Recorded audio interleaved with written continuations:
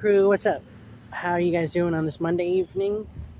I just watched Home Alone 2 last night, and I gotta say, it's a lot better than Home Alone 1. Uh, the traps are a lot better. I like how it's bigger in scale. I like how he went to New York. This is pre 9/11, so they just let him on the plane. And they just let him on the plane, and they were just like, yeah, just go. And look, there's my dad. But first of all, it'd be like, hang on a second. How would he have been able to sit at a seat if his seat might have been taken? Maybe he just sat at an empty seat. I don't know. Um, but this movie is great. I give it like a 9 out of 10. It's a little bit not as good as the first one, but that's usually most sequels. I give it a 9 out of 10. Um, this movie is fantastic. I loved it. It's just the traps are hilarious. The traps are more hilarious than the first one, I think. And I honestly think that Harry and Marv are the best villains in the Home Alone series.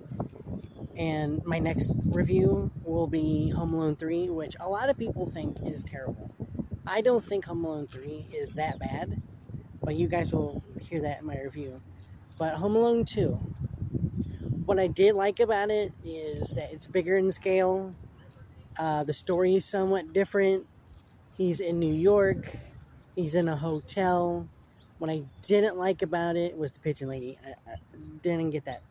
Was the pigeon lady and how it's the same villains.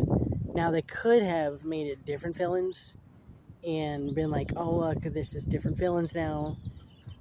He's going to have a harder time with them, but no.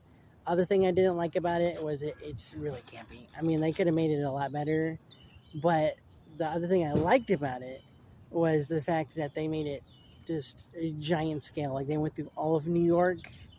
They went through all of Central Park. They went through all of downtown. I like that. I like how they set the scale of how big it was and how big this city is. Unlike other movies where like in New York and there it's like in Manhattan.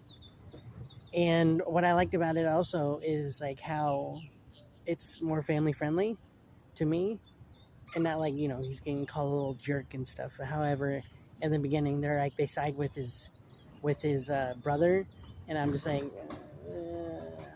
no. If I were a parent, I wouldn't do that. I'd just be like, I think we saw what you did, but no. But in all honesty, yeah, I'd give this movie a 9 out of 10. This movie is not bad. I don't know why people think the Home Alone 2 is bad. Some people think the first one is better than the second one. I think the second one is a little bit more campy, but it's a little bit better than the first one. I did give the first one a 10 out of 10, but the second one is a 9 out of 10. Not saying 9 out of 10 is bad, but I think 9 out of 10 sometimes can be better than 10 out of 10. All right, crew.